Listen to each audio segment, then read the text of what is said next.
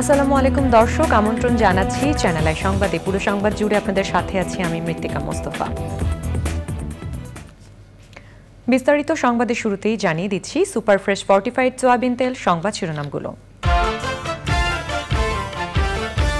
পেনসিলভেনিয়ায় নির্বাচনী সমাবেশে গুলিতে আহত সাবেক মার্কিন প্রেসিডেন্ট ডোনাল্ড ট্রাম্প, নিরাপত্তা রক্ষীর গুলিতে হামলাকারী নিহত। কোটা সংস্কার দাবিতে রাষ্ট্রপতির কাছে স্মারকলিপি দিতে গণপদযাত্রায় পুলিশের বাধা, সারা দেশে জেলা প্রশাসকের মাধ্যমে স্মারকলিপি। পেনশন ইস্যুতে আন্দোলনরত দেশের সব পাবলিক বিশ্ববিদ্যালয় শিক্ষকদের অনলাইনে বৈঠক, বিকেল 4টায় পরবর্তী সিদ্ধান্ত। পণ্যের নতুন নতুন বাজার খুঁজতে ব্যবসায়ীদের প্রতি প্রধানমন্ত্রীর আহ্বান, এখনের কূটনীতি বাণিজ্যিক বলে মন্তব্য।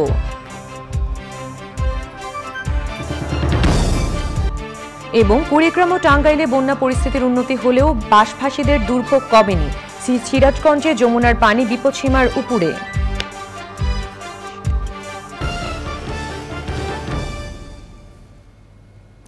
দর্শক, সংবাদ শিরোনামগুলো জানাচ্ছিলাম। এখনকার সংবাদ আয়োজন একই সঙ্গে চ্যানেলের ইউটিউব চ্যানেল এবং চ্যানেলের ওটিটি প্ল্যাটফর্ম আই স্ক্রিনে লাইভ স্ট্রিম হচ্ছে। যাচ্ছি বিস্তারিত সংবাদে। পেনসিলভেনিয়ায় নির্বাচনী সমাবেশে গুলিতে সাবেক মার্কিন প্রেসিডেন্ট ডোনাল্ড ট্রাম্প আহত হয়েছেন। তিনি এখন শঙ্কামুক্ত। নিরাপত্তা রক্ষীদের গুলিতে হামলাকারী নিহত হয়েছেন। সে সময় ট্রাম্পের একজন সমর্থক নিহত ও 2 জন আহত হয়েছেন।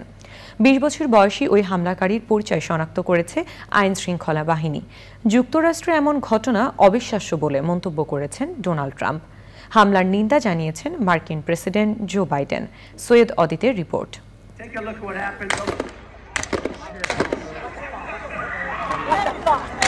পেনসিলভেনিয়ার বাটলারে শনিবার নির্বাচনী সমাবেশে বক্তৃতার সময় পাশের ভবনের ছাদ থেকে ডোনাল্ড ট্রাম্পের উপর কয়েক দফা গুলি চালানো হয়। প্রত্যক্ষদর্শীরা বিভিন্ন গণমাধ্যমকে জানিয়েছেন, পাশের একতলা ভবনের ছাদে এক ব্যক্তি রাইফেল হাতে হামাগুড়ি দিচ্ছিল। এরপরই ট্রাম্প গুলিবিদ্ধ হন। সে সময় পাশে থাকা একটি গাড়িতে করে ট্রাম্পকে দ্রুত হাসপাতালে নিয়ে যাওয়া হয়। সেখানে তাকে প্রাথমিক চিকিৎসা দেওয়া হয়। তার প্রচার ক্যাম্প থেকে জানানো হয়েছে ডোনাল্ড ট্রাম্প আগামী সপ্তাহে রিপাবলিকান কনভেনশনে যোগ দেবেন। আইন শৃঙ্খলা রক্ষাকারী বাহিনী জানিয়েছে, হামলাকারী 2 থেকে 300 ফুট দূর থেকে গুলি চালায়।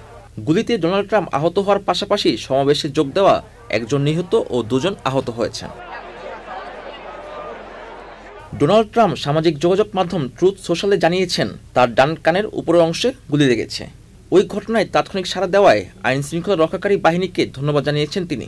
হামলায় আরও 3 জন হতাহতের ঘটনায় শোক ও সমবেদনা জানিয়েছেন। ট্রাম্প লিখেছেন, যুক্তরাষ্ট্রে এমন ঘটনা ঘটতে পারে, এটি অবিশ্বাস্য। এদিকে ট্রাম্পের ওপর হামলাকে হত্যা চেষ্টা বলেছে দেশটির কেন্দ্রীয় গোয়েন্দা সংস্থা FBI। আঙুলের ছাপ পরীক্ষা করে হামলাকারীর পরিচয় জানা গেছে। হামলাকারীর নাম থমাস ম্যাথিউ ক্রুক, তার বয়স 20 বছর। চলছে DNA পরীক্ষাও। হামলার ঘটনায় তদন্ত করছে হোমল্যান্ড সিকিউরিটি সার্ভিস সহ আইন শৃঙ্খলা বাহিনীর বিভিন্ন সংস্থা। ট্রাম্পের ওপর হামলার নিন্দা জানিয়েছেন মার্কিন প্রেসিডেন্ট জো বাইডেন। যুক্তরাষ্ট্রে এমন ঘটনা মেনে নেওয়া যায় না। ডোনাল্ড ট্রাম্পের সঙ্গেও কথা বলেছেন president Biden. Syed Adit, channel I. কোটা সংস্কার দাবিতে বঙ্গভবন অভিমুখে গণপদযাত্রা করছে বৈষম্য বিরোধী ছাত্র আন্দোলন। রাষ্ট্রপতির কাছে স্মারকলিপি দেবেন আন্দোলনকারীরা। গণপদযাত্রা কর্মসূচিতে শিক্ষা ভবন ও 0 পয়েন্ট সহ বিভিন্ন স্থানে বাধা দেয় পুলিশ। এ নিয়ে জানতে শহীদুল্লাহ রাজুর কাছে যাচ্ছি, তিনি গণপদযাত্রায় আছেন। রাজু, গণপদযাত্রায় এখন কোথায় আছে?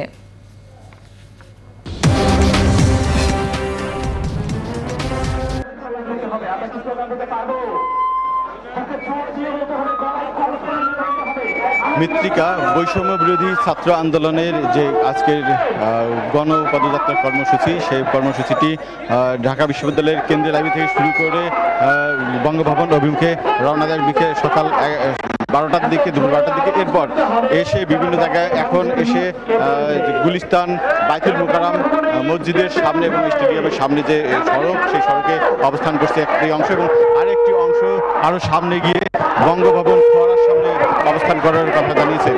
এর আগে আমাদেরকে জানিয়েছিল তারা মিছিলটি নিয়ে 12টার সময়, যখন হাজার হাজার শিক্ষার্থী ঢাকা বিশ্ববিদ্যালয় প্রদক্ষিণ করে টিএসসি শাহবাগ হয়ে আসে, তখন শাহবাগে পুলিশ কিছুটা বাধা দেওয়ার চেষ্টা করে, কিন্তু সে বাধা অতিক্রম করে শিক্ষার্থীরা চলে আসে। এরপর প্রধানমন্ত্রীর যাতায়াতের জন্য ইঞ্জিনিয়ার্স ইনস্টিটিউটের সামনে শিক্ষার্থীরা প্রায় 15 মিনিটের মতো, তারপর রাস্তা চলে গেলে তখন শিক্ষার্থীরা সামনে অগ্রসর হয় এবং মৎস্য ভবন প্রেস ক্লাব হয়ে গুলিস্তান জিরো পয়েন্টে আসে।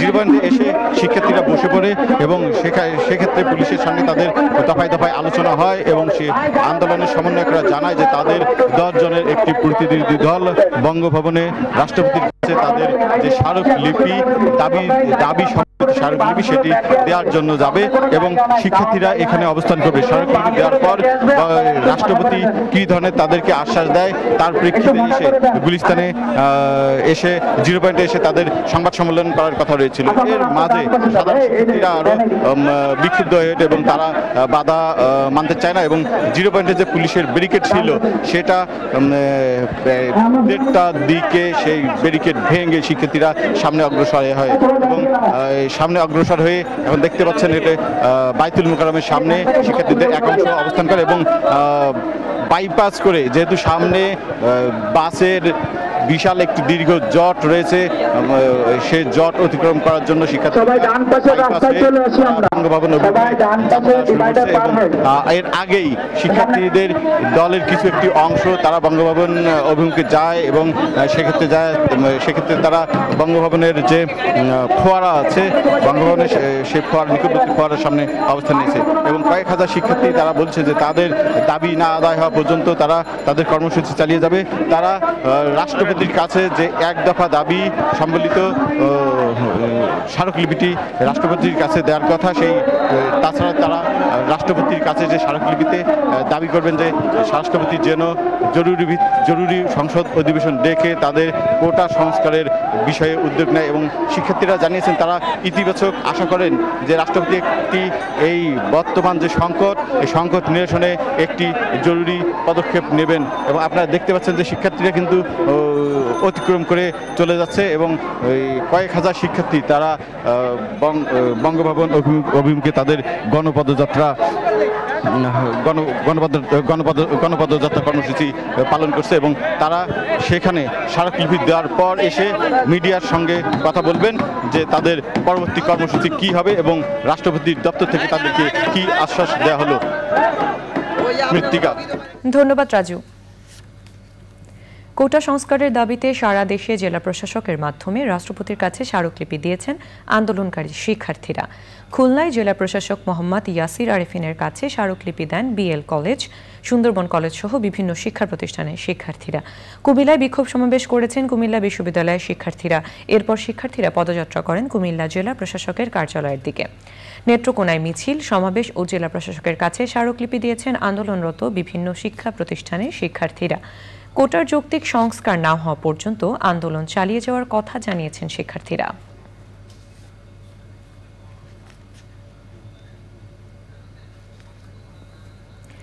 শিক্ষার্থীদের কোটা বাতিল আন্দোলনের যৌক্তিকতা আছে বলে জানিয়েছেন জাতীয় পার্টির মহাসচিব মুজিবুল হক চুন্নু। বলেছেন, কোটা যেভাবে আছে তা চলতে পারে না, সংসদে বিল আনা হলে জাতীয় পার্টি ভূমিকা রাখবে।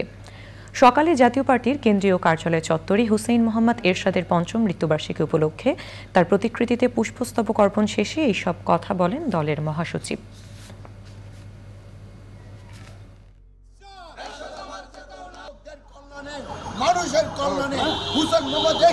কোটা যেভাবে আছে সেটা থাকুক, এটা জাতীয় পার্টি চায় না। যারা নাকি কোটার বিরুদ্ধে আন্দোলন করতেছেন, এটা যৌক্তিকতা আছে, এই যৌক্তিকতাকে মেনে সরকার ইচ্ছা করলে একটা বিল আনতে পারে, একটা আইন করতে পারে। সেই বিল যদি আইন আনে কোটা সংস্কারের জাতীয় পার্টির পক্ষ থেকে আমরা সমর্থন দেব। কোন কোন দেশে কি কি পণ্য বাংলাদেশ থেকে রপ্তানি করা যায় তা খুঁজে বের করতে ব্যবসায়ীদের প্রতি আহ্বান জানিয়েছেন প্রধানমন্ত্রী শেখ হাসিনা। রাজধানীর ওসমানী স্মৃতি মিলনায়তনে জাতীয় রপ্তানি ট্রফি বিতরণ অনুষ্ঠানে প্রধানমন্ত্রী বলেন, এখন কূটনীতি রাজনীতি নিয়ে নয়, এখন বাণিজ্যিক কূটনীতি। আমরা যেভাবে সকলকে কাজ করার নির্দেশ দিয়েছি। নীলাদ্র শেখরের রিপোর্ট। বৈদেশিক মুদ্রা আহরণ ও কর্মসংস্থান সৃষ্টির মাধ্যমে দেশের অর্থনীতিতে ভূমিকা রাখছে বিভিন্ন প্রতিষ্ঠান। সেই অবদানের স্বীকৃতিস্বরূপ ৭৬ প্রতিষ্ঠানকে জাতীয় রপ্তানি পদক ও একটি প্রতিষ্ঠানকে বঙ্গবন্ধু শেখ মুজিব রপ্তানি পদক দেয়া হয়েছে। ২০২১-২২ অর্থ বছরের জন্য বিভিন্ন ক্যাটাগরিতে ৭৭ রপ্তানিকারককে ট্রফি তুলে দেন প্রধানমন্ত্রী শেখ হাসিনা।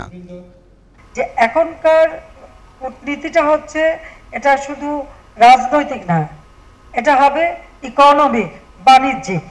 কোন দেশে কোন মার্কেট আছে, কোন দেশে কি চাহিদা আছে, সেটা খুঁজে বের করা। তাদের কাছ থেকে আমরা কি পণ্য সস্তা কিনতে পারি, আমরা কোন পণ্য রপ্তানি করতে পারি, সেইগুলি দেখা। এখন আমাদের ডিপ্লোমেসিটা হচ্ছে ইকোনমিক ডিপ্লোমেসি, সেইভাবেই কিন্তু আমার নির্দেশ দেয়া আছে। প্রধানমন্ত্রী বলেন, নানা সমালোচনা সত্ত্বেও বেসরকারি খাতকে উন্মুক্ত করে দেয়ায় অর্থনীতিতে ইতিবাচক প্রভাব পড়েছে। আমাদের এখন নতুন নতুন জায়গা খুঁজে বের করতে হবে।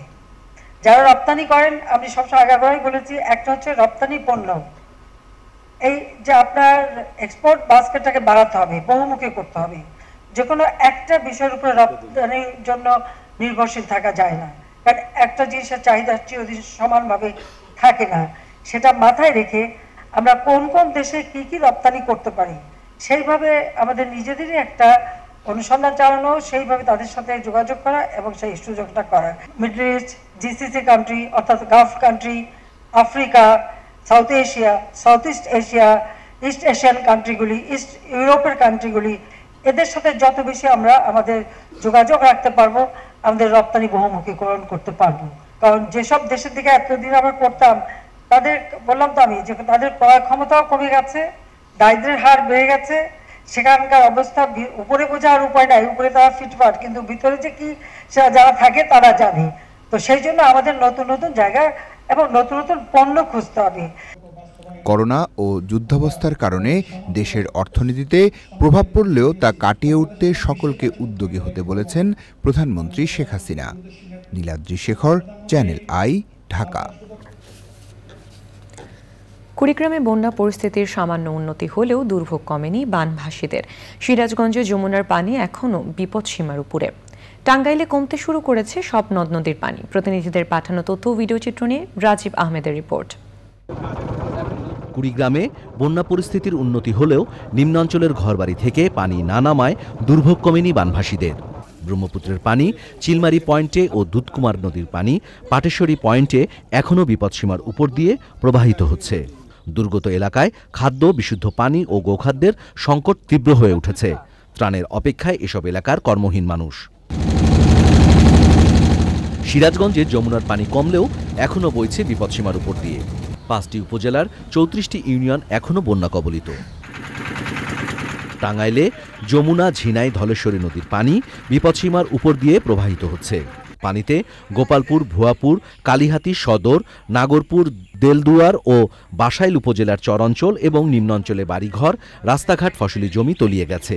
বন্যার কারণে জেলার ৭২টি প্রাথমিক ও মাধ্যমিক স্কুল বন্ধ রয়েছে। Rajib Ahmed, Channel i. হযরত শাহজালাল আন্তর্জাতিক বিমানবন্দরের C&F এজেন্টরা সম্প্রতি পাশ হওয়া দ্রুত পণ্য খালাস আইন বাতিল চেয়ে আন্দোলন করছেন। এ নিয়ে জানতে তাফিমুল ইসলামের কাছে যাচ্ছি, তিনি ঘটনাস্থলে আছেন। সুজন, শাহজালাল বিমানবন্দরে C&F এজেন্টদের বিক্ষোভ নিয়ে আমাদেরকে জানাবেন।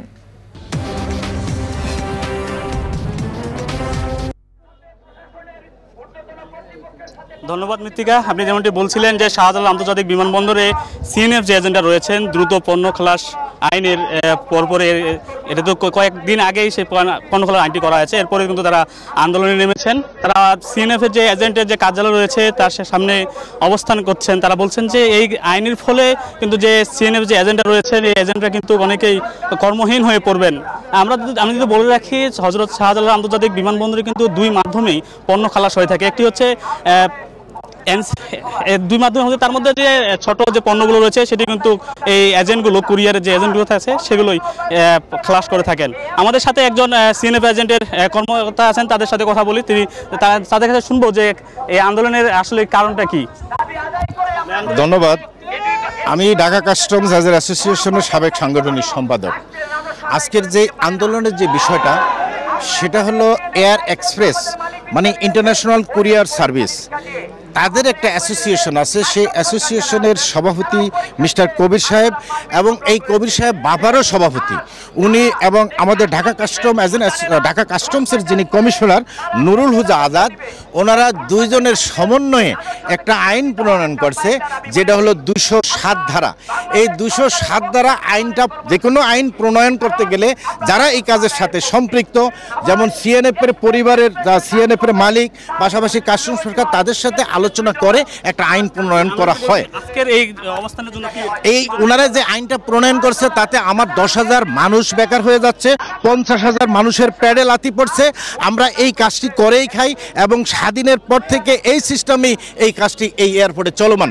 হঠাৎ করে কোনো আলাপ আলোচনা ছাড়া একটা আইন চাপিয়ে দিয়ে আজকে এই আইনটা বাস্তবায়ন করতে গিয়া আমার 10,000 মানুষ রাস্তায় বসে পড়তেছে। এই 10,000 মানুষ বিভিন্ন গ্রাম থেকে আইসা কাজগুলা করে এরা থেকে আপনি শুনছিলেন যে বলছিল যে এই আইনের ফলে 10,000 মানুষ কর্মহীন হয়ে পড়বে।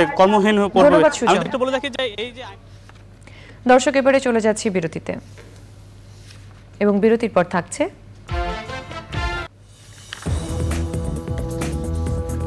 দর্শক, ফিরে এলাম বিরতির পর।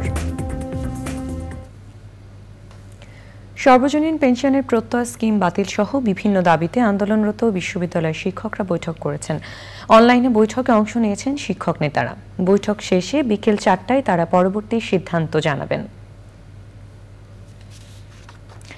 দর্শক, এবারে জয় বানানা ফাইবার মেশিন সিল্ক সিটি সংবাদ।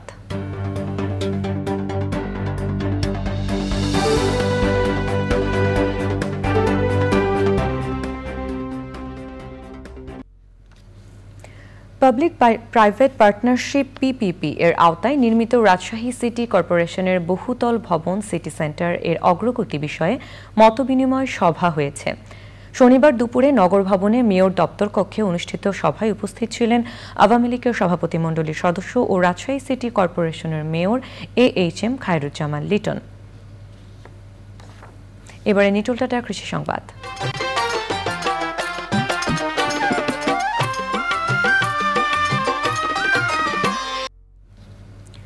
বরগুনা সদর উপজেলায় ড্রাগন ফল উৎপাদন করে সফল হয়েছেন এক কৃষক। মাসে আয় করছেন লক্ষাধিক টাকা। ড্রাগনের বাগানে সাথী ফসল হিসেবে আবাদ করেছেন লেবু সহ অন্যান্য ফল ফসল। এখন দেখবেন প্রকৃতি সংবাদ।